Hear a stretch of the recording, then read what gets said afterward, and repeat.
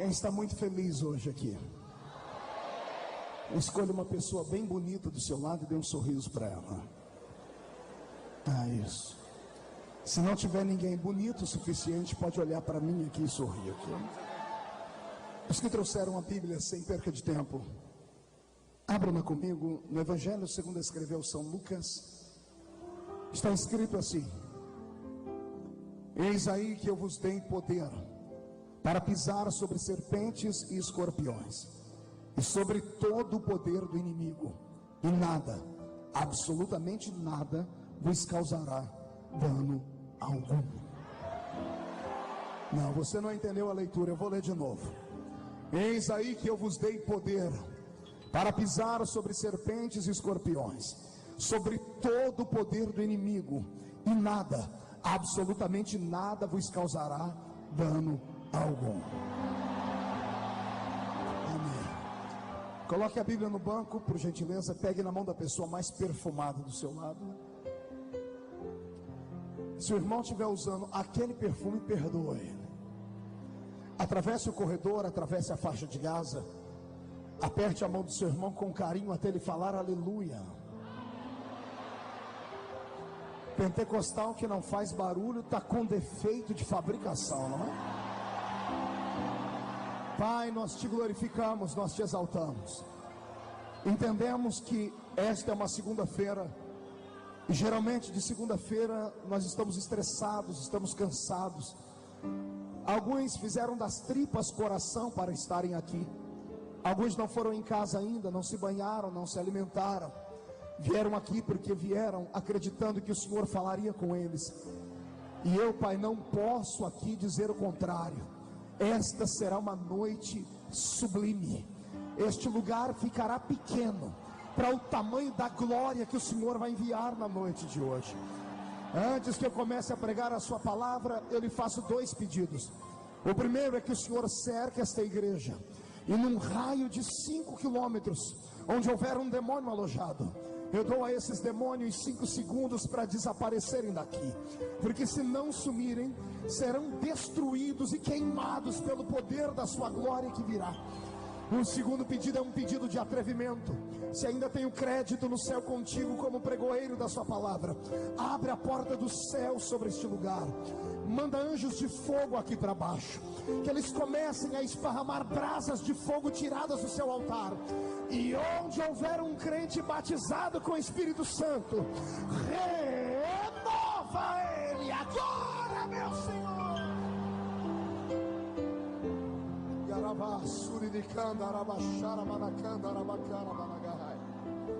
Fala conosco, fica conosco, em nome de Jesus.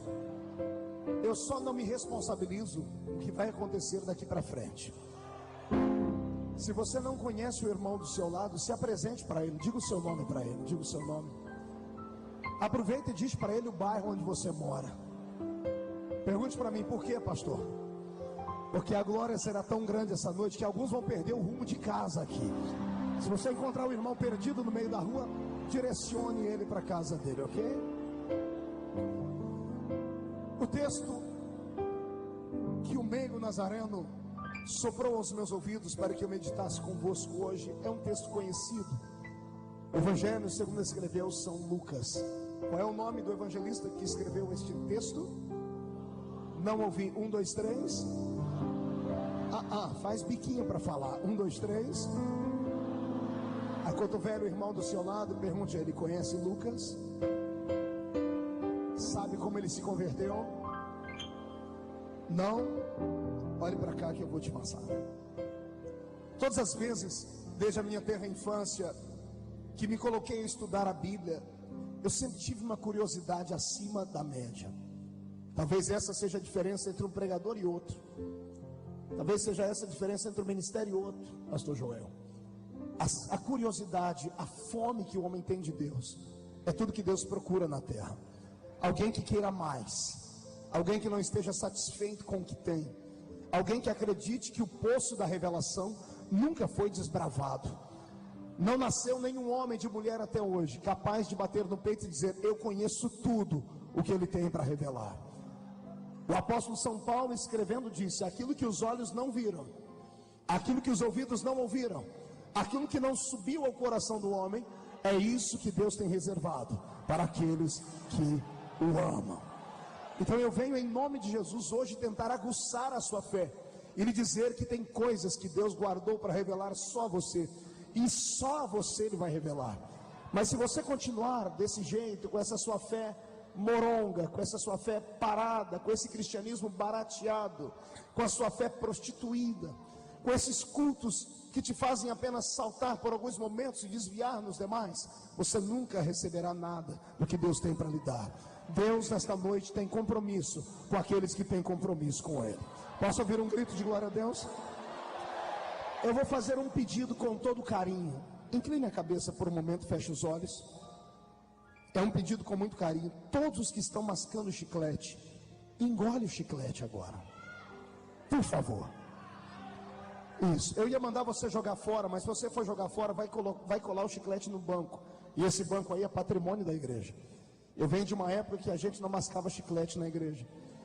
Pastor, mas o senhor é muito careta. Não sou careta, eu estou te ajudando. Vai que Jesus te pega e você dá um grito, o chiclete cola no cabelo do irmão da frente, vai dar uma confusão depois. E aprenda, se diante de um juiz não se masca chiclete, imagine diante daquele que é juiz dos juízes. Então adore a senhora, ok? A primeira vez eu pedi com educação, a segunda eu aponto o dedo e te passo vergonha no meio do povo. Voltamos à palavra. Lucas foi um dos evangelistas de forma diferente, convidado pelo Senhor. Ele não caminhou ao lado de Jesus, não foi testemunha ocular dos fatos que ele escreveu. Diferente de São Pedro, quem ditou as palavras do seu evangelho para São Marcos, que delatou para nós toda a história. Diferente de João, que caminhou ao lado de Jesus e deu testemunho dizendo, esse que escreveu caminhou ao lado dele.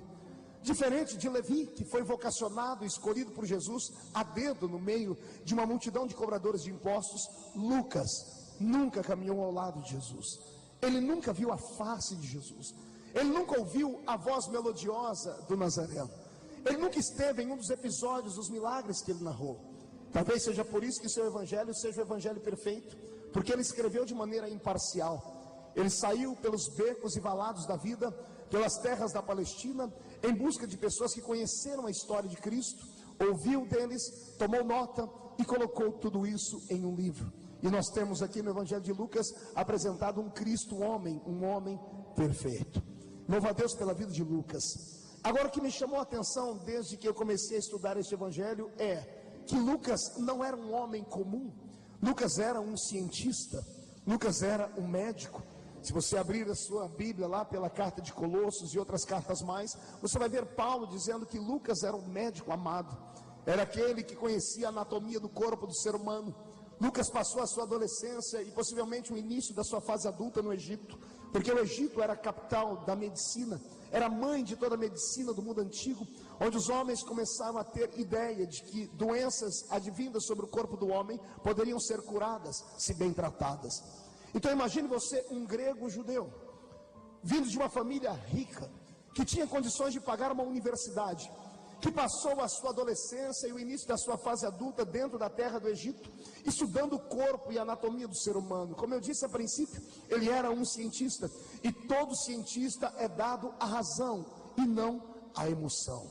A fé sempre vai se contrapor à ciência e vice-versa. O que me chamou a atenção e o que me fez buscar a Deus e me deixou muito feliz com os resultados que eu consegui através de pesquisas, é que Deus, quando quer usar um homem, não olha para o seu nível intelectual. Isso aqui já vem provar que o Evangelho não é só para pobres, o Evangelho não é só para descamisados, o Evangelho não é só para homens e mulheres iletrados. O Senhor Jesus não salva o homem porque ele é pobre e deixa de salvar porque ele é rico. O Senhor Jesus se revela para o homem de acordo com o desejo do coração do homem. Se o coração do homem palpita em vontade de conhecer aquilo que é divino, se prepare, o que é divino se revelará para o homem. E não importa se tens anel de formatura no dedo ou não, se tens PhD em matérias ou não. Não me importa que você chegou aqui num carro muito bonito, importado, ou se você veio de jegue. Não me interessa. Não me interessa que você tenha a arcada dentária toda perfeita, ou se você só tem 2 dentes na boca, o zagueiro e o atacante. Não me interessa. O que me interessa é que a fé, ela fala mais alto do que a ciência. E quando Deus quer fazer, Ele faz. E só quem concorda comigo, por favor, jogue a mão para cima e dê um grito de glória ao Senhor. Como foi que Lucas se converteu? Como foi que esse médico grego, que todo grego gostava muito da anatomia, todo grego gostava da beleza, por isso os gregos eram estudiosos ao extremo.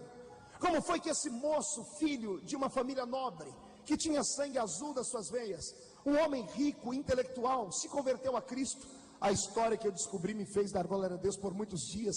Lucas estava parado em uma cidadezinha da Palestina certa vez, e ele ouviu um burburinho no meio da cidade dizendo que um homem havia sido apedrejado, e depois de ter sido apedrejado, jogado de cima de uma grande muralha. Bateram na porta do médico Lucas e convidaram ele para cuidar do doente, para cuidar do moribundo.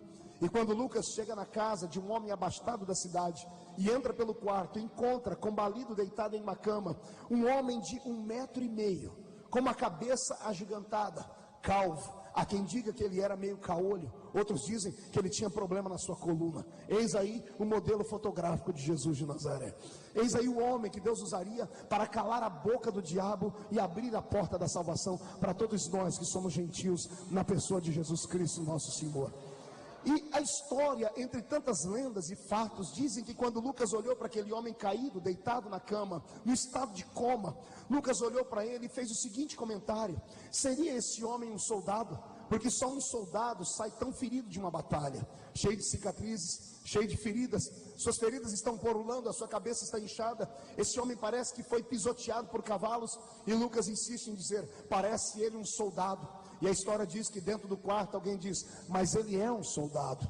E Lucas olha para essa pessoa e diz: mas ele não tem tamanho de soldado, porque os pretorianos da guarda dos romanos são homens altos, de 1,70 m para cima. O seu corpo é avantajado, os seus bíceps são bem trabalhados, e esse homem tem no máximo 1,5 m de altura, uma cabeça gigantesca, uma barriguinha saliente, a perna é torta. E de que soldado é ele? De que exército pertence? Alguém lá dentro devia ser um crente pentecostal do reteté de Jesus. Foi logo dizendo: ele pertence à fileira dos soldados de Jesus Cristo de Nazaré, aquele que nunca perdeu uma batalha. Depois deste fato, a curiosidade aguçou o coração do cientista, porque todo cientista vive da dúvida, e sem dúvida não haveria ciência, e sem dúvida não haveria as questões, e sem dúvida não haveriam os questionamentos e as perguntas. E agora Lucas, cuidando do doente, tinha que de vez em quando parar o tratamento para receber visitas. Paulo era muito querido, vinham pessoas de todos os lados para vê-lo. E eu imagino Lucas cuidando do doente e entrando um crente da igreja de Corinto lá dentro e perguntando: doutor, vai demorar muito para ele sarar? E o médico dizendo: por quê? Não é porque ele começou um sermão na nossa igreja e ele tem que voltar lá para terminar. Ele falou que aquilo que o olho não viu, o coração não sentiu, aquilo que a boca não falou, então são coisas que Deus ainda tem para revelar a nós. Doutor, o senhor não sabe que homem é esse? Um dia ele falou para nós que conhecia um homem que, se no corpo não sabia dizer, se fora do corpo não sabia dizer, que tinha ido ao 3º céu e visto coisas inefáveis que não era lícito aos homens falar. Essas palavras foram entrando no coração do médico, e o médico foi criando curiosidade para saber acerca da fé que este homem professava. De repente, dentro daquele quarto entra um crente da igreja de Tessalônica, e o crente da igreja de Tessalônica perguntando: doutor, vai demorar muito para esse homem voltar a viver direito? Vai demorar muito? E o médico dizendo: por quê? Porque ele começou uma matéria na nossa igreja e a gente não vê dele lá para dar o 2º capítulo. E que matéria foi que ele ensinou? Ele ensinou para nós escatologia. E o que é escatologia? Ele diz que é a doutrina das últimas coisas. E o que foi que ele ensinou para vocês? E eu imagino o crente tirando do bolso um papel dizendo: a minha anotação diz assim, ó: ele diz que em breve o Deus dos céus, que agora está nos olhando, vai descer através das suas nuvens, e dada a palavra de ordem, o mesmo Senhor descerá do céu com alarido e voz de arcanjo. Os que morreram em Cristo ressuscitarão primeiro, depois nós, os que ficarmos vivos, seremos transformados e arrebatados seremos, estaremos para sempre com o Senhor nos ares. Palavras como essas, testemunhos de pessoas que haviam recebido cura, fizeram com que o coração de Lucas se vertesse para ouvir o que aquele homem teria para dizer caso ele voltasse à vida, porque ele estava entre a vida e a morte. Dias mais tarde, Paulo abre os seus olhos, volta do estado de coma, senta naquela cama, na maca, e olha para o médico e diz: onde estou? Eu imagino Lucas dizendo: bem-vindo ao mundo dos vivos, eu sou Lucas, ou como diz a história a princípio, meu nome é Lúcio, e eu estou aqui para cuidar de você, sou grego, estou sendo pago pela família que está te hospedando, e você está nessa situação há muito tempo, e eu vim aqui para cuidar de você. E Paulo dizendo: eu agradeço os seus cuidados, mas agora eu tenho que ir embora porque eu tenho mais o que fazer. Eu imagino Lucas dizendo: de maneira alguma, você acabou de voltar do estado de coma, eu tenho que fazer exames, eu tenho que cuidar de você, você está proibido de falar, de caminhar, de correr, de andar por pelo menos 2 semanas. Depois disso, eu imagino Paulo olhando para Lucas, abaixando a cabeça, dizendo: ai. E Lucas dizendo: onde é que dói? É a cabeça da queda? Ai. Onde é que dói? É as pernas do tombo? Ai. É as costas da chicotada? Não, doutor. Então ai o que? Ai de mim, se não anunciar o evangelho de nosso Senhor e Salvador Jesus Cristo. Paulo era apaixonado pela pregação do evangelho. E todo homem apaixonado, ele faz com que as pessoas que estão ao redor dele se apaixonem também. Oxalá que Deus levante pregadores e pastores como Paulo neste presente século, porque cá para nós nunca se levantou uma geração tão fraca de pastores em toda a terra. Nunca se levantou uma geração de teólogos tão barateados como nesta última geração. Antigamente se separava um homem pela vocação que ele tinha, pela chamada que ele tinha. Hoje se consagra o homem pela posição que ele tem, pelo dinheiro que ele oferta na igreja, pelo carro que ele tem. Mas infelizmente essas coisas nós vamos ter que aprender a conviver e orar, para que o Senhor volte a tomar as rédeas da igreja. E você não se desanime, porque Jesus deixou a sua palavra penhorada. Ele disse: esta é a minha igreja, e as portas do inferno não prevalecerão contra ela. Quem concorda comigo, grita para acordar a capital paulista.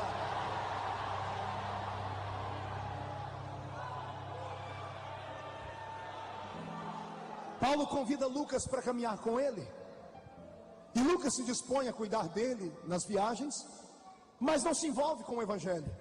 A tradição diz que Lucas diz: eu cuido de você durante as viagens e vou fazer anotações, porque eu também sou historiador além de médico. Eu vou vendo a sua fé, vou vendo a sua maneira de cultuar e vou escrevendo. E se me perguntarem se eu sou da sua igreja, eu digo que não, ok? Eu imagino Paulo dando um sorriso assim: tudo bem, só tem um problema, o quê? É difícil andar do meu lado e não pegar aquilo que está em mim. É difícil caminhar ao lado de um crente verdadeiro e não acabar sendo crente igual a ele. Aliás, nós temos exemplos disso no culto, não é? Não tem nada pior do que você vir para uma reunião como essa, cheio de Deus, com a vontade de adorar, e sentar perto de um lado de um crente que parece um iceberg humano. Não tem nada pior do que você sentar perto de um crente que não abre a boca nem para respirar. Eu acho que você errou de igreja. Isso aqui é uma igreja pentecostal, querido. Pastor Levi, não tem nada pior para um pregador ou para qualquer membro de igreja que vem buscar um milagre e sentar perto daquelas pessoas que o olhar delas fulmina a gente.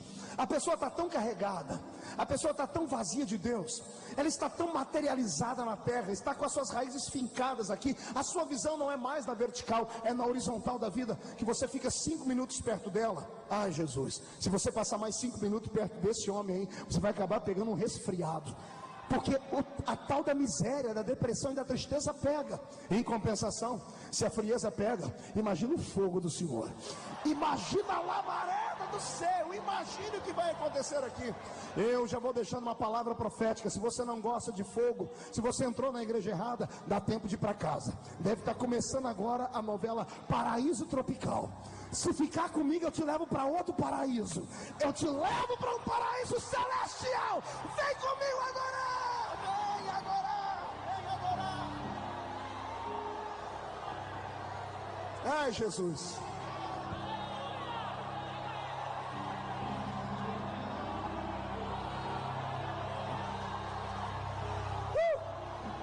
É hoje.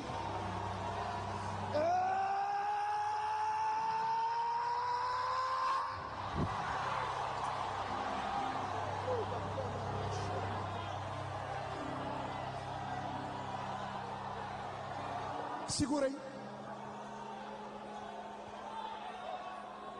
lá vai Lucas andar do lado de Paulo. Na primeira viagem não prestou. Paulo entrou numa cidade chamada Troas. Diga para o seu irmão, Troas. Não, fale Troas com voz de trovão. Troas. Diga, Troas. Paulo entrou na cidade de Troas. Marcaram uma reunião, há muito tempo ele não ia lá. A casa logo encheu.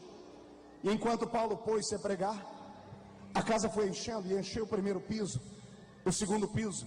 E lá no terceiro andar, teve umas pessoas que sentaram na janela para ouvir Paulo pregar. E o sermão de Paulo naquele dia estava inspirado. Paulo começou a pregar às 6 horas da tarde. Era meia-noite, ele estava só na introdução da mensagem ainda.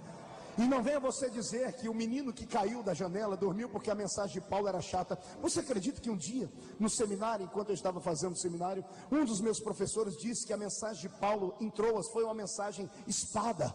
Pergunte para mim, o que é uma mensagem espada? Comprida e chata. E eu disse, mentira, se fosse chata todo mundo tinha dormido ali.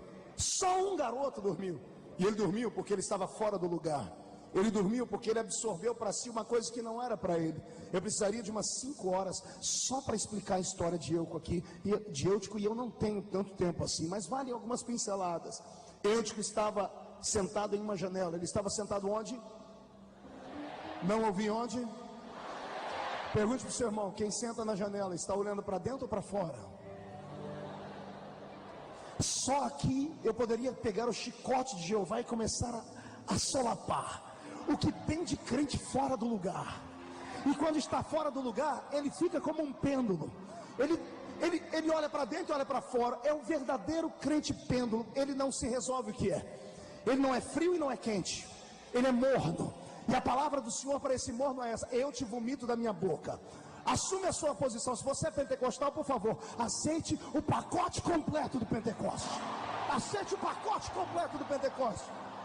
Ah, pastor, eu sei, olha só, o diabo é tão infeliz que começou a arrumar nomes para as nossas igrejas. Antigamente tinha só igreja tradicional e igreja pentecostal. Agora tem igreja histórica, igreja tradicional, igreja pentecostal, igreja neopentecostal. Cada um desse povo, cada uma dessas igrejas representa uma coisa. Eu sou pentecostal até os ossos. Eu aprendi na Bíblia Sagrada que quem é pentecostal não tem vergonha de gritar, não tem vergonha de saltar, não tem vergonha de adorar. Pentecoste não é um ritual. Pentecoste não é clichê. Pentecoste é uma questão de sobrevivência. Eu não grito porque quero, e não grito para fazer um showzinho. Eu grito porque a minha alma se alimenta enquanto eu grito. E vou dizer mais: se eu estivesse num campo de futebol e gritasse gol, o meu grito subiria e desceria no coração do artilheiro. Se eu estivesse na festa vendo um cantor cantar e gritasse lindo para o cantor, ou dissesse bis, cante outra música, o grito subiria e entraria no coração daquele cantor, porque todo som procura o seu objetivo. Nós somos os únicos povos do mundo, somos o único povo aqui em São Paulo nessa noite, pelo menos nessa hora reunido nesse espaço geográfico, que quando gritamos glória a Deus, temos que nos segurar no banco. Pergunte para mim por quê? Porque não tem nenhum Deus na terra. O único Deus que está na terra está dentro de você, e Ele faz questão de levar você a adorar. Segure, segure. Então quer dizer que quando você grita glória a Deus, esse glória a Deus tem que ir para Deus. Como Deus está além das estrelas, esse grito de glória a Deus sobe, atravessa o teto, atravessa a atmosfera, atravessa o espaço sideral, atravessa o cosmos, atravessa as regiões celestiais, vai até o santuário de Deus, atravessa o átrio, atravessa o lugar santo, vai no santo dos santos, e aquele que está sentada em um alto e sublime trono recebe este grito de pé. Você está entendendo? Se a igreja pentecostal brasileira soubesse a força que está no seu grito, ela gritaria mais. Se você soubesse a força que está na sua adoração, você pararia de ficar andando caído ao chão, pensando que é o verme do carrapato, parando de ficar pedindo oração para todo mundo, parecendo um mendigo espiritual. Se nesta noite você quiser entender de autoridade, eu vou lhe falar de autoridade, mas por favor, não fique me olhando com essa cara feia, parecendo que foi batizado num pote de vinagre. Não olhe para mim com esse olho seco igual olho de coruja. Trate de abrir a sua boca e dar a Deus aquilo que pertence a Ele. Adoração.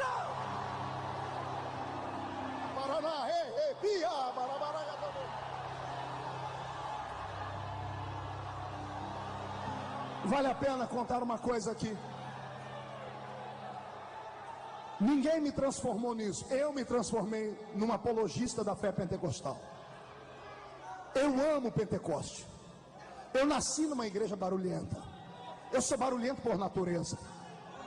Mas eu cansei de sofrer preconceito. Eu cansei de ser perseguido. E não é pelo diabo, pastor Levi. É por amigos. É por pastores que levam até a nomenclatura da nossa igreja Assembleia de Deus. Tem alguns que eu chamo de Judas Iscariotes do avivamento. Ficam fazendo chacota com os nossos gritos. Ficam rindo da gente porque a gente se entorta de vez em quando para lá ou para cá. Se eles soubessem o que é que nós estamos fazendo, eles fariam essa coreografia também. Eles se entregariam nisso também. Escute, eu estava pregando há 2 semanas atrás em Jerusalém. Fizemos uma cruzada lá no Oriente Médio. E em uma manhã eu saí para ir ao Muro das Lamentações, fazer as minhas orações. E eu fiquei encantado ao ver aqueles judeus ortodoxos orarem. Eles oram assim. Quem já viu isso? E eu falei, esse povo é maluco? Por que ficam assim? E eu chamei um judeu e perguntei para ele, amigo, por que toda vez que você está orando, você fica assim? Ele disse para mim, não é só a minha alma que ora, o meu corpo ora junto. Não, você não entendeu. Eu aprendi com um judeu que ora há muito mais tempo do que nós, que cada célula do corpo respira a presença de Deus.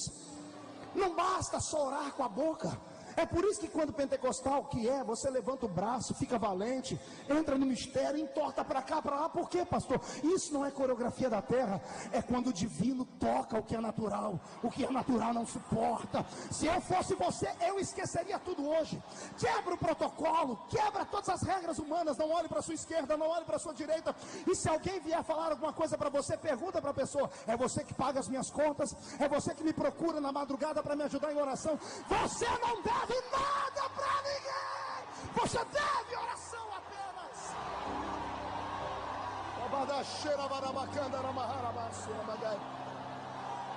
Pastor Levi, eu cansei, pastores, eu cansei de estar em reuniões de pastores, de estar em convenções e ver os pastores malharem os pentecostais. Sempre que eu levantava um engraçadinho e dizia assim, de onde é que você é? Você tem lastro ministerial? Quem é seu pai? Uma vez um desses grandões aí me chamou de paraquedista. E eu falei, eu achei que ele estava me elogiando. Eu sou da roça, vou fazer o quê? Depois eu descobri que ele estava dizendo que eu caí de paraquedas. Ou seja, eu não fui convidado por ninguém. Sabe o que eu fiz? Eu fiz um pacto com Deus. Eu disse, Senhor, eu quero estudar o máximo que eu puder. Eu quero conquistar anéis de formatura, para um dia mostrar a eles que a cultura pode caminhar ao lado do poder. Estudei. Eu fiz 2 cursos de bacharelado de teologia, 4 anos cada um. Fiz o segundo porque só ele era reconhecido pelo MEC no Brasil. Depois terminei o mestrado de teologia nos Estados Unidos da América. Recebi um anel que tem 2 M's, mestre Marco, bela porcaria, né? Agora com o símbolo de doutor em divindades, eu chego nas reuniões e me chamam para pregar. E quando eu vejo aqueles homens que estão procurando alguma coisa para pegar a gente, eu fico quietinho aqui e começo a falar as letras. Eu quero falar sobre as prosopopeias entregues através das ias da vida. Cito Camões. Sou capaz de falar Carlos Drummond de Andrade. Cito a história dos estoicos. Caminho pela Bíblia. Falo sobre antropologia, psicologia. Não tenho dificuldade, o Senhor me deu um vernáculo apurado, graças a Deus por isso. E quando eu termino de mostrar todo o conhecimento, eles caem um queixo assim, uau, o garoto cresceu. Aí quando eu vejo que eu conquisto ele, eu digo, agora eu quero mostrar para vocês que tudo que eu falei é balela, perto do que vai acontecer agora. Nada disso valeria se eu não entrasse no reteté de Jesus. Está entendendo? Eu gostaria que a minha geração que está aqui, esses jovens que estão me ouvindo, entendessem que é possível ter conhecimento aqui, é possível falar 3 idiomas como eu falo, é possível ter vários anéis de formatura no dedo, é possível discutir filosofia por aí e ainda assim ser um amalucado por Jesus. Quando o Espírito te pega, você entrar naquele mistério. Eu te convido hoje a sair do ócio, eu te convido hoje a deixar esta vida atribulada que você leva. Você nunca percebeu isso? Quanto mais fogo o crente tem, mais perto do altar de Jeová ele está. Eu te convido a incendiar a sua história. Eu não ia falar nada disso, mas o senhor está mandando falar, vou continuar. Você sabia que a maioria dos hospitais de tratamento ao câncer no Brasil estão adotando um método paliativo de cura? Sabe o que os médicos fazem nos hospitais de câncer de criança? Antigamente as paredes eram brancas para dar à pessoa ou ao doente uma nulidade da sua enfermidade. Sabe o que eles estão fazendo agora? Estão pintando as paredes de forma colorida. Sabe como é que os médicos estão indo cuidar dos cancerosos? Com o nariz de palhaço, com um cabelo de bombril na cabeça, com cornetas, chegam fazendo barulho e dançando. Já passaram isso até na televisão várias vezes. Eu conversei com um desses médicos, sabe o que ele disse? Nós descobrimos o que é o câncer. Não sabemos curá-lo, mas descobrimos o que é. O câncer é uma célula morta, uma célula que deixou de viver. E sabe o que é que essa célula faz? Ela fica mandando informações para as outras células. Eu desisti de viver. Desista também. Desista também. O meu pai era um homem vigoroso, viril e forte, sorridente. Até o dia que o médico disse: o senhor tem um câncer. O dia que meu pai descobriu que tinha um câncer, ele murchou. Abriram ele, 30 dias depois nós sepultamos ele. Por quê? Quando ele descobriu que tinha um câncer, a célula começou a mandar informações para o corpo: você está morto, você está morto. E ele morreu. O que eu quero dizer com isso? Os cientistas descobriram que quando você está feliz, quando você está gritando e cantando, as outras células que estão ao redor da célula morta estão dizendo a ela: você morreu, mas nós queremos viver. Nós queremos viver. Nós queremos viver. É por isso que esse crente expansivo, sorridente, que está aí do seu lado, que pula, grita, ele vai viver mais do que você que está aí me olhando com essa cara feia. Ei, eu te convido a adorar a Cristo. Se esta é uma igreja pentecostal, faz barulho para São Paulo inteiro acordar.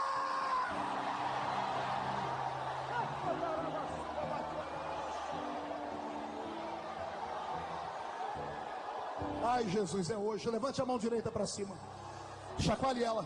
Coloque no ombro da pessoa que está do seu lado, por favor. Agarre o ombro dela, agarre o ombro dele. Chacoalhe ele ou ela até ele ficar irritado. Irrita ele, irrita ele. Diga: é para isso que Jesus te trouxe aqui hoje. É para te chacoalhar.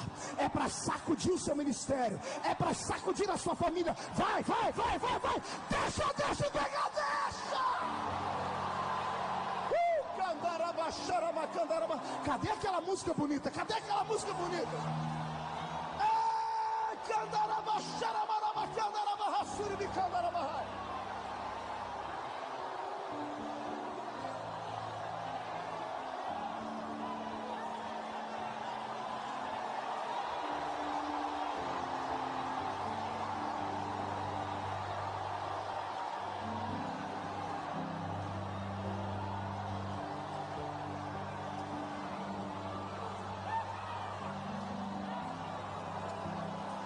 Volte para o seu lugar.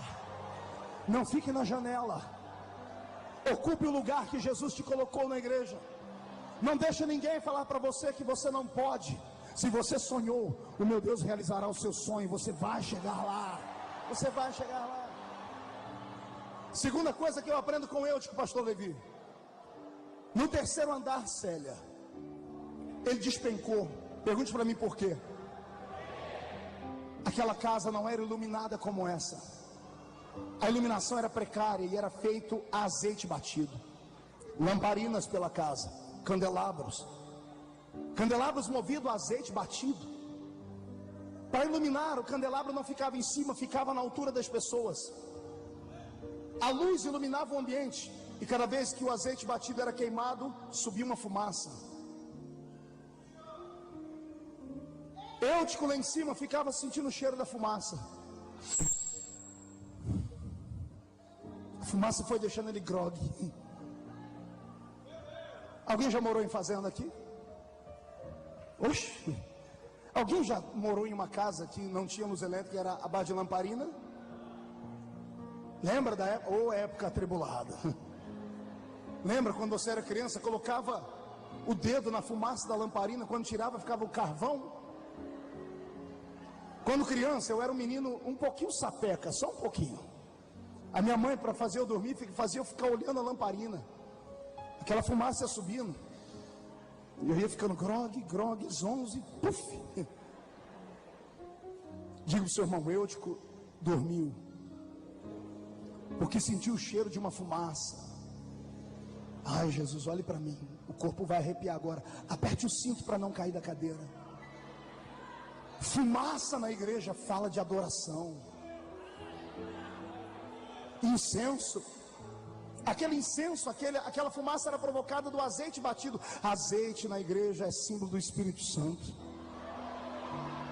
O Espírito Santo provoca a adoração nos crentes. Os crentes começam a liberar a sua fumaça. Essa adoração tem que ir para Deus. O que tem de engraçadinho na fé, pensando que pode receber para si a adoração. O que tem de cantor, pastor, pregador, que recebe a adoração para si, estão fora do lugar, são concorrentes de Deus. Por isso tombam, por isso acabam sendo humilhados. Eu quero deixar aqui um recado para esses que estão lutando para ser alguém no reino de Deus. Querido, nunca receba para si a adoração de homem. Nunca. Nunca. Não seja idiota. Só um otário se orgulha de algo que não é dele. Só um otário seria capaz de descer aqui dessa tribuna e sair sem ninguém tocar nele. Só uma pessoa que não tem conhecimento disso. Um cantor, um pregador não pode fazer isso. Quando o povo quer tocar na gente, quando o povo quer tirar uma foto com a gente, não custa parar e tirar uma foto, não custa parar e colocar a mão sobre a pessoa e orar, não custa. Isso não é idolatria, isso é carinho. Tentaram transformar Jesus num popstar.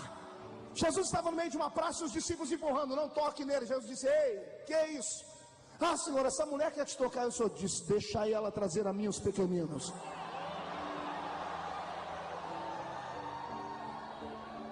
Eu profetizo em nome de Jesus Cristo que todos os que estão me ouvindo aqui hoje estão sendo vacinados contra o orgulho.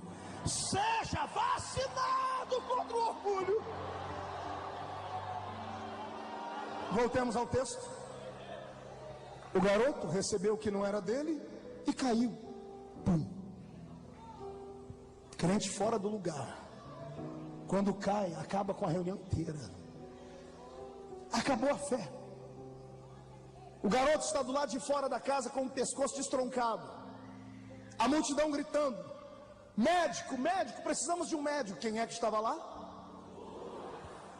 Vem Lucas, me dê licença, eu vou cuidar do rapaz. Quem é o senhor? Sou médico, sou Lucas.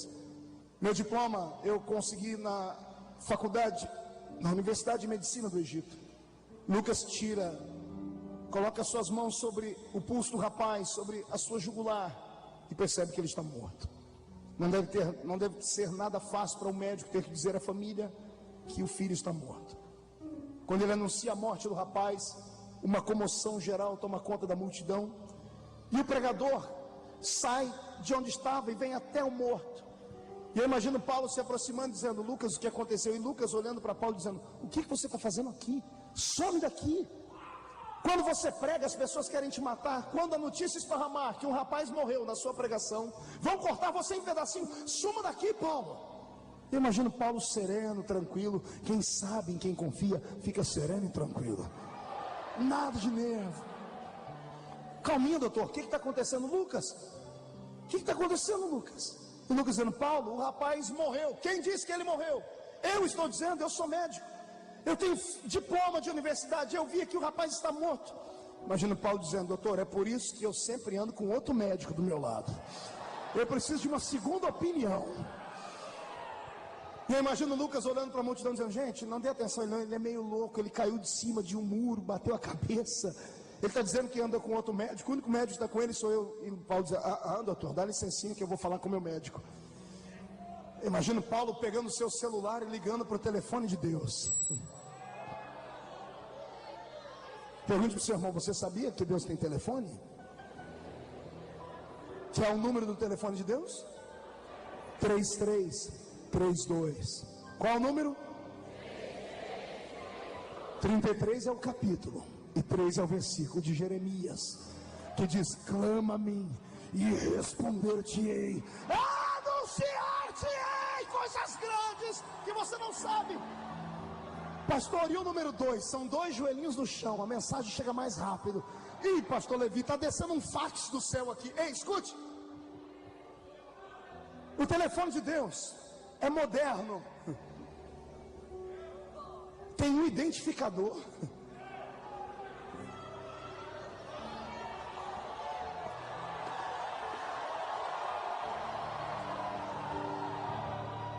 Vamos descobrir agora, porque alguns na igreja têm acesso livre com os céus, e outros, a oração não passa do telhado. Você já percebeu que na igreja a gente tem sempre meia dúzia de crente que quando a gente está passando pelo vale, é ele que a gente procura? Irmão, ora por mim. Geralmente a pessoa é simples, mora no morro, anda de chinela havaiana, geralmente grita, ninguém é amigo da pessoa, até passar pelo vale. Passou pelo vale, é a irmãzinha biroqueta que a gente procura para orar pela gente. Por quê? Esses crentes simples têm moral lá em cima. E não tem nada mais gostoso do que receber uma ligação de quem a gente ama.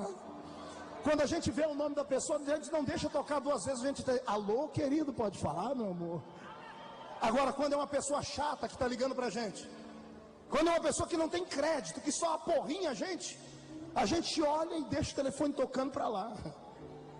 Está entendendo por que a sua oração não sobe? Também, se eu fosse Deus, você estava perdido na minha mão. É verdade. Melhora a sua vida. Coloca a sua vida no altar do Senhor. Tem que ser um pouquinho mais alegre. Ah, pastor, mas o senhor está olhando para a minha cara. Só a minha cara é feia. Por dentro eu estou morrendo de dar gargalhada. Mas mentir para Satanás, infeliz. A minha Bíblia diz que um coração alegre aformoseia o rosto. Dá uma olhadinha no rosto do seu irmão, por favor. Dá uma olhadinha no rosto dele. Se ele não sorrir, pisa no dedão do pé dele. Agora, se ele sorrir para você, agarra ele e dá um jeito de adorar aquele que fez os céus e a terra.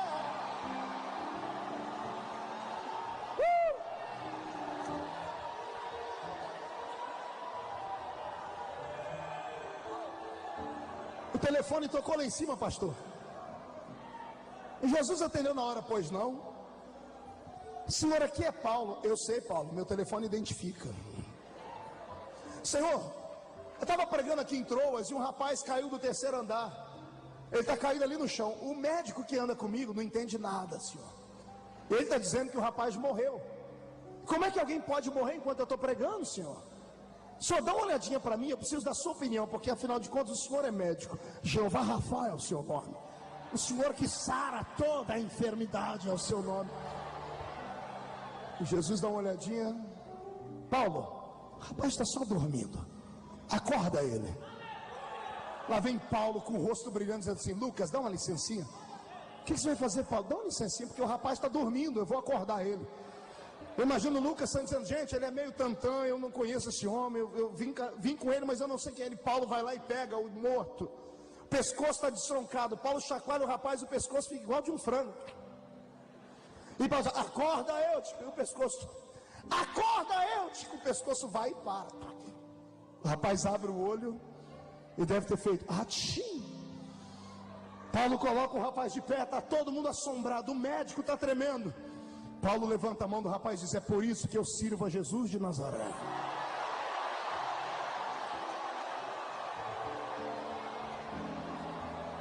Aquele que crê em mim, ainda que esteja morto, viverá.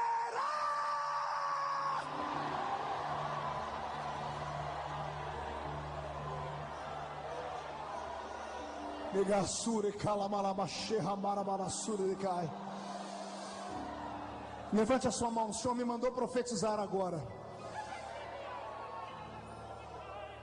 Eu senti o cheiro da morte.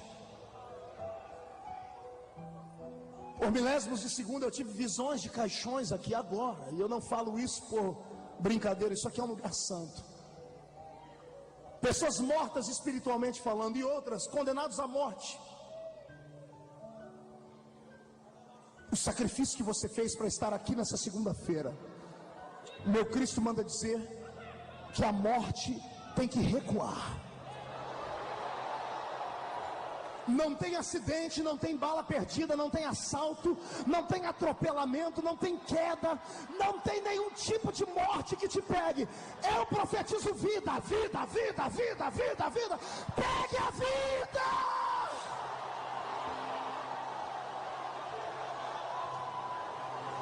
Agora eu vou falar de outra ressurreição. Eu quero falar com esses que morreram há muito tempo no espírito, estão aqui no culto e não conseguem chorar. Aqui não chora, mas em casa basta assistir o filme do Titanic e abre a boca chorando quando vê o Leonardo DiCaprio com a boquinha azul. Ai, eu profetizo em nome de Jesus Cristo que o meu Senhor traz vida ao seu espírito hoje. Você volta a profetizar, você volta a cantar. Não me interessa que os homens tiraram o púlpito de você. Se tiraram o púlpito, o Senhor vai te mandar para as praças. Se a sua igreja não te quer lá, o Senhor vai te levar para outra igreja. Mas eu profetizo em nome de Jesus Cristo que todos os demônios de morte que vieram contra ti tiveram dois trabalhos. O primeiro foi levantar, o segundo será cair. Não há morte que te pegue mais.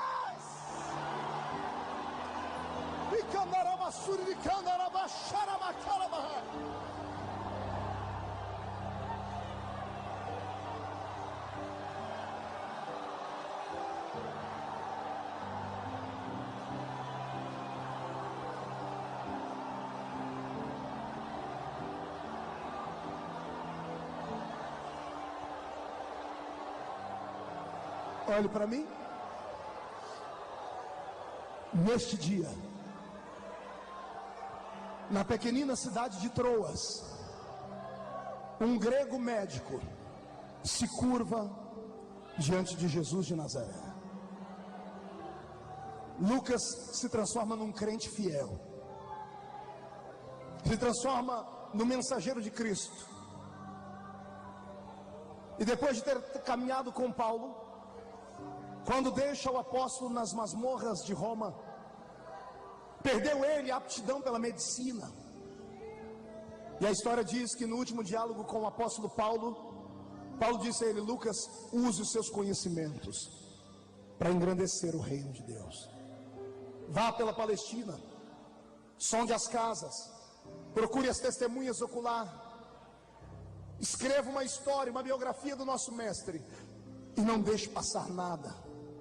Eu imagino Lucas colocando nas suas costas uma mochila, tendo na mão um papel, caneta e uma missão.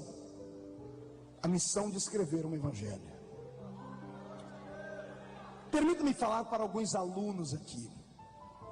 Muitas pessoas pensam que pregar é difícil. Muitas pessoas pensam que adquirir conhecimento é difícil, e não é. Difícil é conseguir a unção. Conquistar a unção é difícil. O conhecimento é fácil. Para se pregar não precisa ter uma eloquente voz, nem ter uma voz aveludada. Para se pregar basta ter paixão. E eu posso aqui mostrar para você como é simples e emocionante pregar. Posso narrar essa história de uma maneira linda só para te deixar com água na boca, te deixar com desejo de ser um pregador. Olha para o seu irmão e diga para ele: trouxe lenço aí? Prepare a manga da camisa para chorar comigo agora. Vem comigo. Vem comigo, pastor. Olha como é simples pregar. Lá vai Lucas, caminhando por Cafarnaum, descendo até Tiberíades, e em Tiberíades se dirigindo a Galileia. Próximo a Galileia, Lucas encontra o famoso monte do sermão. E nas proximidades ele encontra diversas casas, e ele tem um papel na mão. Ele saiu com endereços, e por todo aquele vilarejo eu imagino o médico perguntando: vocês conhecem o rapaz do peixe? O garoto do peixe? A cidade toda conhecia a história. Uma porta é a casa A, o outro diz é mais para frente, até que ele bate em uma porta, uma casa feita de pedras com uma porta de madeira. Quando Lucas bate a porta se abre, e um homem de mais de 40 anos de idade se aproxima e diz: pois não? E Lucas sorridente dizendo assim: eu sou servo do Senhor Jesus, e eu vim aqui em busca da história do garoto do peixinho. O senhor conhece ele? E o homem quarentão, os seus olhos devem ter brilhado, aberto um sorriso dizendo: sim, conheço, sou eu. Mas não era um garoto. É que já faz tempo, doutor Lucas, faz mais de 30 anos. O senhor poderia me contar a história? O senhor tem tempo? Tenho. Então entre para dentro. Mulher, prepare um café e umas rosquinhas. Eu vou contar para o doutor como é que foi a história. Eu imagino Lucas com um papel e uma caneta na mão, E o homem com a Ana a história, dizendo: ah, doutor, foi há muito tempo atrás. Aquele dia a mamãe acordou animada, fez as obras de casa bem rápido, gritou com a vizinha da esquerda e da direita: o profeta está aí, vamos atrás dele. Minha mãe pegou um embornalzinho, colocou dentro do embornal um lanche de criança, e me deu. E nós seguimos com uma multidão para ver o profeta pregar. 5.000 homens, fora mulheres e crianças. 15.000 pessoas estavam ali. Eu era uma delas. A bem da verdade, doutor, que eu não ouvi ele pregar, porque eu me juntei com as outras crianças e fui brincar. O senhor sabe como é que é criança? Criança vai brincar. E eu me lembro que ele começou a pregar lá pelo meio-dia, e já estava escurecendo quando eu vi a mamãe gritar o meu nome. E eu deixei as outras crianças e sentei-me perto dela. E havia uma murmuração entre o povo, muito barulho, doutor. E Lucas dizendo: barulho do quê? Barulho de estômago roncando. 15.000 pessoas com fome. E vi alguns homens perto dele, que estavam lá na frente, discutindo com ele, e ele dizendo: dê a eles de comer vocês. E alguém gritou: mas nós não temos dinheiro, ninguém ofertou esse mês, não dá para comprar. E o Senhor dizendo: se virem, dê a eles de comer. E seguindo a ordem dele, eles separaram os grupos que estavam ali de 50 em 50, e eu sentei ao lado da minha mãe. E os discípulos, com as mãos entre as suas bocas, começaram a gritar: alguém aqui tem o que comer? Alguém tem algo de comer? E todos em silêncio, porque aquela hora todos já tinham comido tudo. Foi aí que eu me lembrei, doutor, que eu não tinha comido, porque criança, quando dando a brincar, esquece até de comer. E eu puxei a saia da minha mãe e falei: mamãe, eu tenho. E a minha mãe: quieta. Eu disse: mamãe, mas ele está perguntando quem tem. Eu tenho, mamãe, está aqui. E a minha mãe disse: mas é lanche de criança. 5 pães e 2. Faz biquinho para falar, é no diminutivo mesmo. 5 pães e 2 peixinhos. Olhe para o seu irmão e faça assim. Mostre para ele, diga assim: 5 pãezinhos assim. Lembra do pãozinho Seven Boys? Era lanche de criança. Era 5 pãezinhos assim, e 2 piabinhas, 2 lambaris assim. Diga para o seu irmão: era lanche de criança. Oh glória. E eu levantei a minha mão e lavei um dos discípulos. Eu acho que o nome dele era Tomé, porque ele olhou para mim, quando olhou, disse: xiii. E me levou perto dele. E quando eu cheguei perto dele, o olhar dele me encantou. Ele afagou os meus cabelos e disse: você tem aí, garoto? Eu tenho aqui, 5 pães e 2 peixinhos. E ele abriu um sorriso e disse: é tudo que eu preciso. Ele reuniu os 12, um do lado do outro. Ele pegou o primeiro pão, partiu, deu na mão de Pedro e Tiago, diz: escolha os mais velhos e dei. Pegou o outro pão e eles iam olhando, dizendo: Senhor, só falta 3 pão agora. Ele partiu de novo, dei àquela mulher aquele: Senhor, só falta 2 pãozinhos agora. Alguém já estava olhando, procurando uma saída pela esquerda, porque ia dar uma confusão sem tamanho. Quando sobrou só um pãozinho, alguém gritou: Senhor, só tem um pão. Aí ele pegou o peixe, partiu o peixe, deu para uma pessoa e para outra. Partiu outro peixe e só sobrou um pãozinho. Todos estavam em silêncio. Quando ele pegou aquele pãozinho e levantou para cima,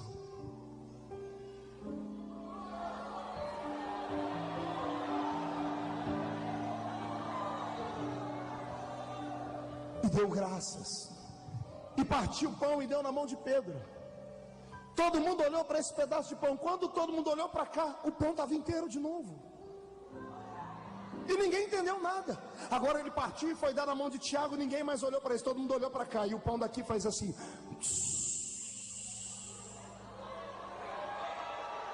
Ele pegou um pedaço e colocou na mão do outro. E o pão. Doutor, o pão dele multiplicou em 12. Cada um dos discípulos pegou um pedaço. Sabe o que ele disse? Me ajudem a fazer milagre. Quem anda comigo tem que fazer milagre junto comigo. Ou você pensa que foi Jesus que multiplicou o pão sozinho? Ele estava alimentando o povo até hoje. Era muita gente. Os discípulos começaram a operar milagres. Doutor, todos comeram. E na hora de todo mundo ir embora, eu olhei para trás e vi 12 homens sentados. Arrumaram um cesto e um cesto na frente dele, os 12. E um rindo para o outro, dizendo assim: eu sei fazer milagre. Encheram os 12 cestos. E quando não tinha mais para quem dar pão, o pão parou de crescer. Doutor, este é o Cristo que andou por estas terras e fez milagres. Olhe para o seu irmão, faz um carinho nas costas dele e diz assim: não é difícil pregar, basta se envolver com a história. Receba nesta noite a unção para contar histórias. Receba nesta noite para encantar multidões. Receba nesta noite da mesma graça que Jesus me deu. Quem crê, receba até não aguentar mais.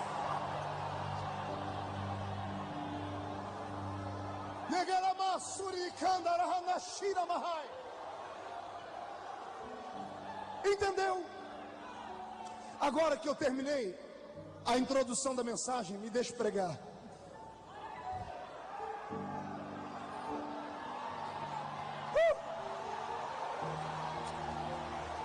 Se é para ele, tem que ser mais forte. Se é para ele, tem que ser mais forte.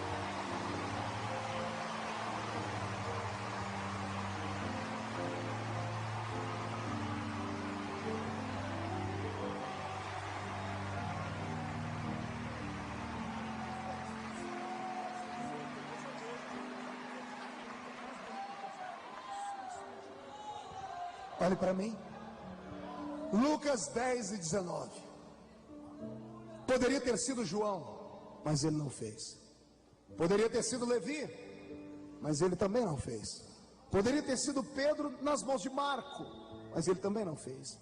Lucas fez. Lucas narrou esse versículo, e esse versículo mudou a minha vida, e vai mudar a sua também. 70 homens estão diante de Jesus. Quantos homens? Em uma reunião especial. Diga, especial. Sempre havia uma multidão perto dele. Nesse dia ele não deixou ninguém se aproximar, só os 70. Ele mandou fechar o círculo. Só vieram homens e mulheres que queriam, que estavam trabalhando com ele. Muito parecido com a reunião dessa noite. Só veio para cá gente que quer. Muitos, imagine você, arquitetaram projetos para vir, não deram conta. Alguns chegaram a reunir com amigos para vir, mas aconteceu alguma coisa que não deixou eles virem. Só veio para cá esta noite aqueles que Jesus queria ter uma reunião particular com eles aqui nesse lugar. Jesus está olhando o rosto deles, e os 70 homens e mulheres estão apreensivos. Pergunte por quê. Uns estavam felizes e outros tristes.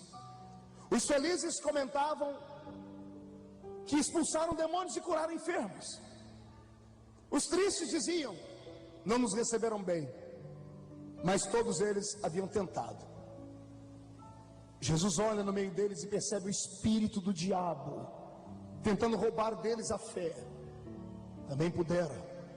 Se hoje falar de Jesus ainda causa algum constrangimento na gente, imagine há 2000 anos atrás, você bater na porta de alguém e dizer assim: olha, eu vim te apresentar Jesus como Deus. E a pessoa: em que céu ele mora? Não, ele mora aqui.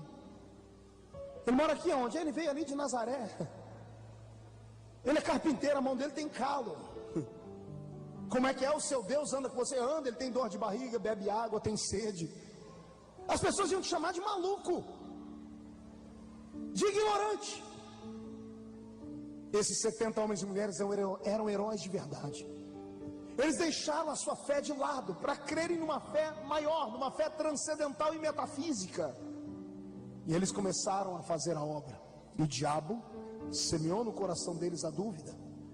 Eu imagino o diabo indo no ouvido de alguém dizendo assim: você vai servir a este Cristo?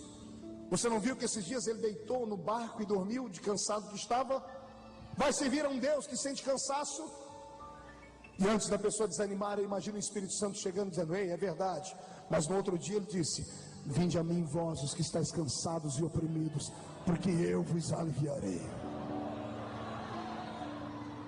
Jesus está observando, olhando, e de repente ele para e diz: alunos, minha trupe, minha equipe, olhem para mim e prestem atenção. O que eu vou revelar a vocês hoje vai mudar a história da igreja, vai mudar a história do mundo. Eu vou dar a vocês agora uma unção de resgate. Vocês vão voltar a ser os homens e mulheres que Deus pensou no céu antes de criá-los na terra. antes que o diabo dominasse os homens. E Jesus está dizendo: eu vou devolver para vocês aquilo que Deus deu a vocês e o diabo levou embora. E ele diz: eis que eu vos dou poder. Mas você não entendeu, eu vou repetir. Deus deu ao homem autoridade, e o diabo veio e solapou. O diabo roubou. O homem não nasceu para viver de miséria. Quando Deus fez o mundo, Deus deu ao homem o poder de escolha e disse: Senhor, escolha um lugar para viver. E o homem escolheu o deserto do Saara para viver, sim ou não? O homem escolheu as pequeninas e diminutas ilhas da Oceania, sim ou não? O homem escolheu o Polo Norte para morar, sim ou não? Onde é que o homem foi morar? Não ouvi. Queria ouvir o coral dizer: onde é que o homem foi morar? Num paraíso. Onde é que você mora, crente?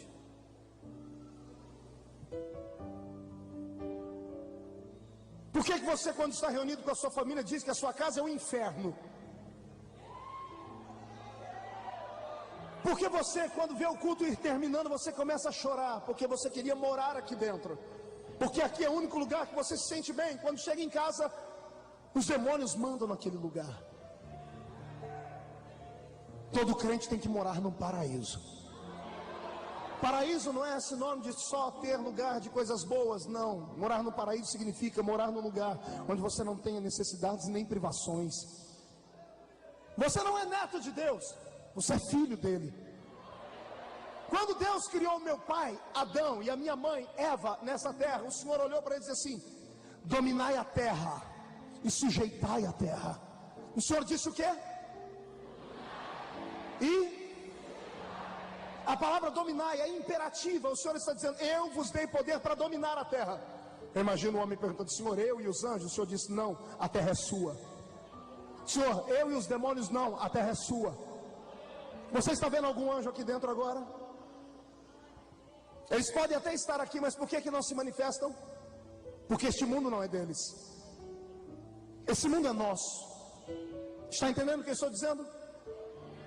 Nenhum espírito sem corpo físico pode ficar nesta terra de maneira legal, a não ser que eu ou você permitimos. Entendeu o que eu disse? Nenhum espírito sem corpo pode fazer nada nessa terra, a não ser que o homem deixe. Sabe por que o diabo fez uma festa na sua casa? Porque você deixou. Sabe por que ele destruiu o seu casamento? Porque você permitiu. Sabe por que lá no seu serviço você é sempre pisado por todo mundo? Porque você permitiu. Pastor, o que eu faço? Use a autoridade que Deus te deu. Use a autoridade que Deus te deu.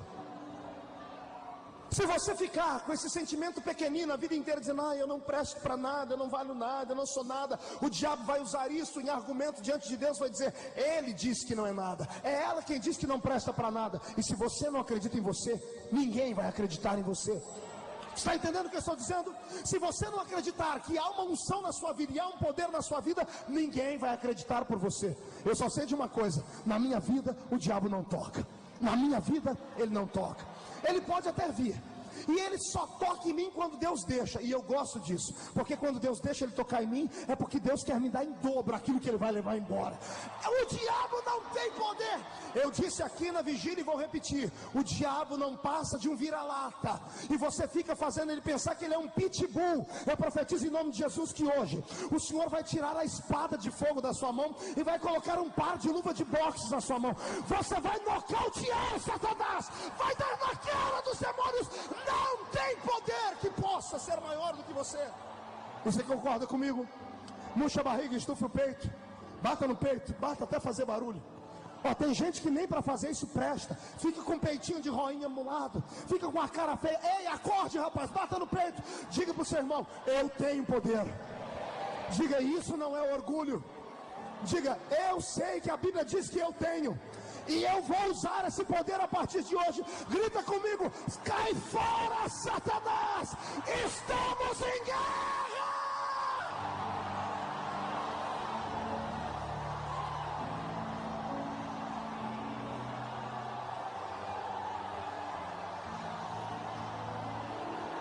Meu Deus, está descendo uma unção de profeta aqui. Ai, meu Jesus.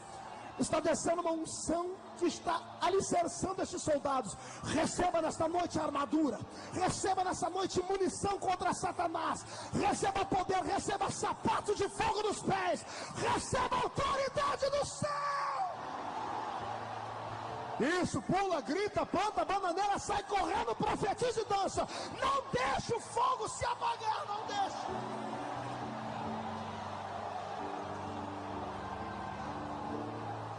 Ele te deu poder.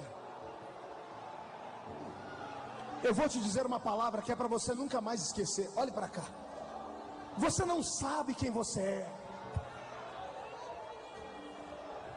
Você não sabe quem você é.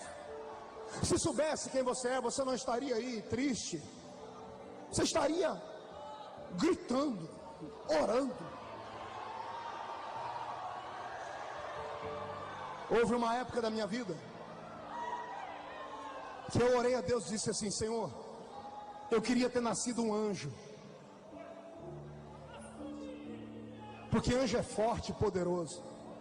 Sabe o que Jesus disse para mim? E quem disse que você não é forte, não é poderoso? Acompanhe o raciocínio desse pregador, é rápido.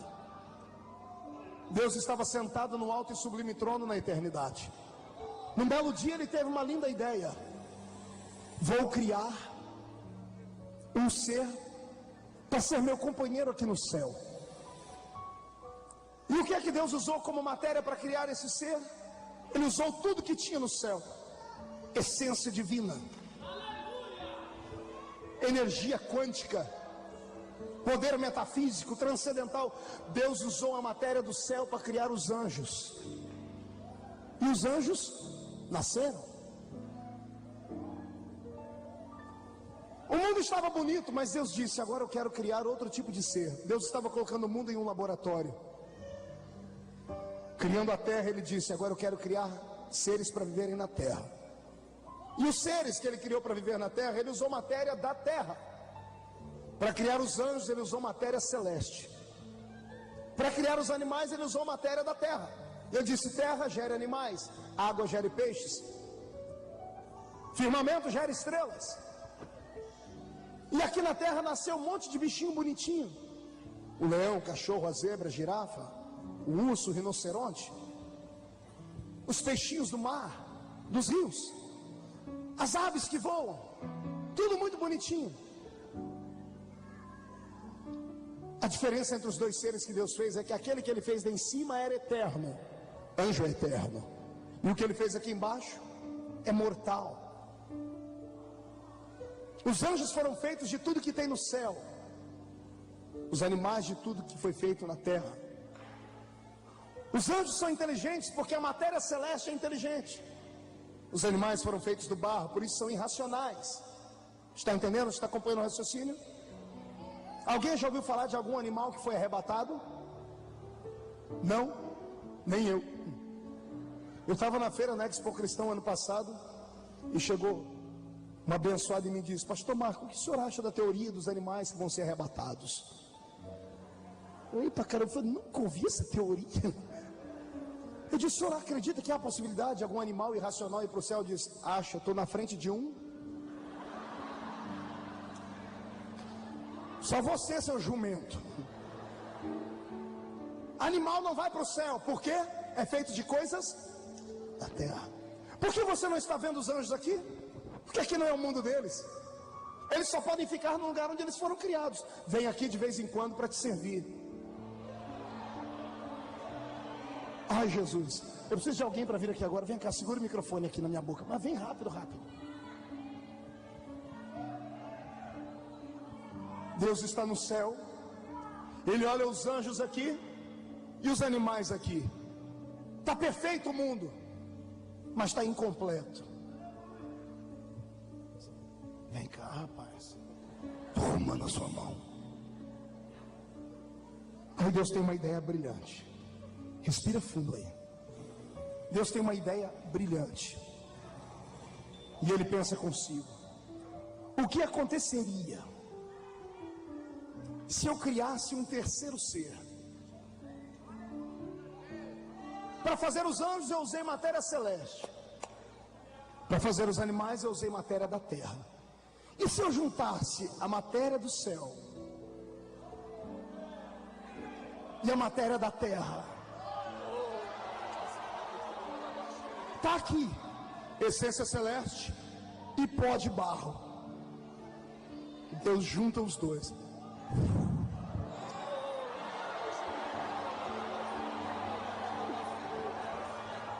Resultado: a obra-prima da criação. Pergunte quem, pastor? Quem? Pergunte quem?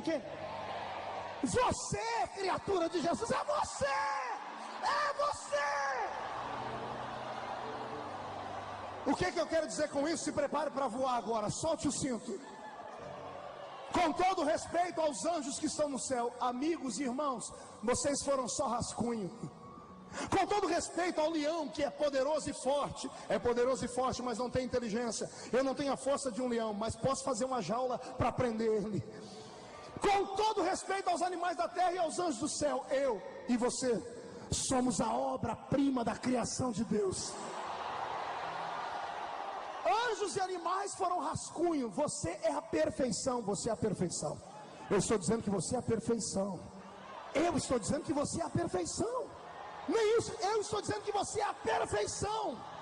Você é a imagem de Deus. Você é a semelhança de Deus. Por isso Satanás te odeia.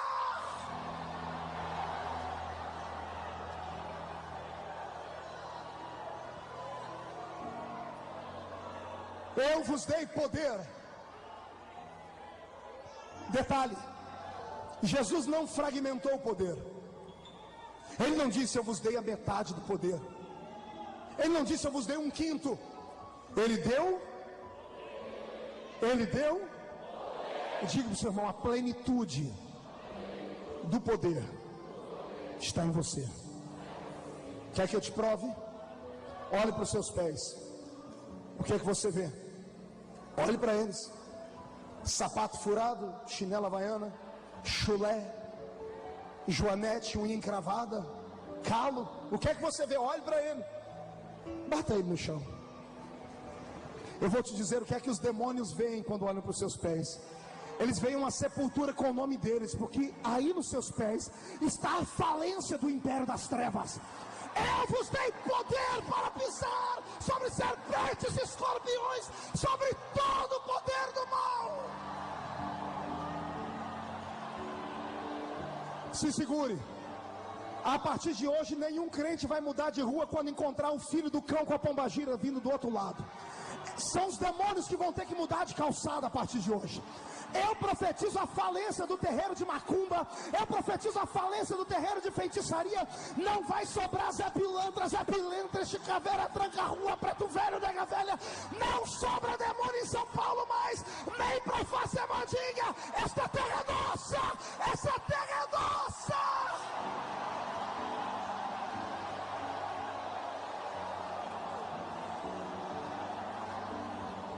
Abra suas mãos, olhe para elas. O que é que você vê? Dedos, unhas, anéis, relógio, falanges. Quando Deus olha para suas mãos, Ele vê a saúde para o doente. Porão a mão sobre os enfermos e os curarão. Todo lugar onde a sua mão tocar, abençoado será. Aproveita e toca no seu irmão e dá um grito na orelha dele. Diga: seja abençoado, seja abençoado.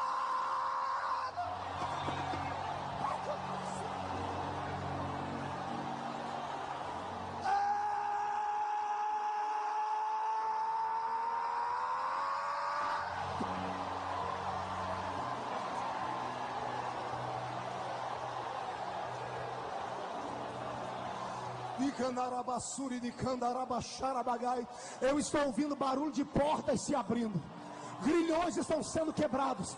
Deus está rompendo com o inferno. Recebe poder, recebe poder.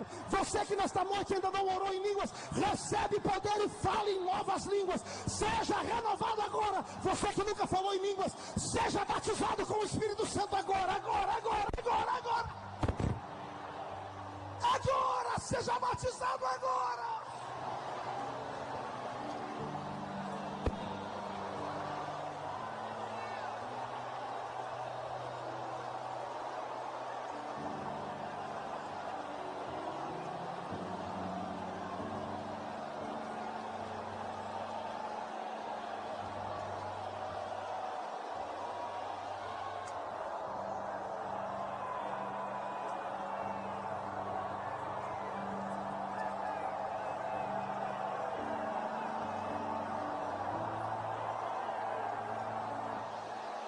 Fique de pé comigo.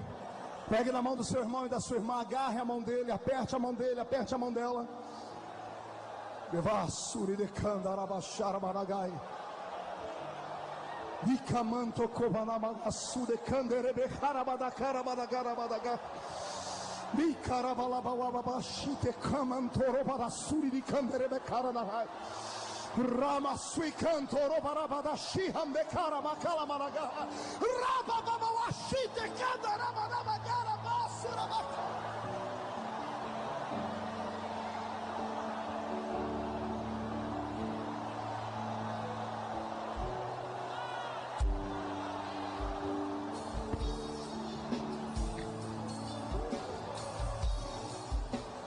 Nesse lugar,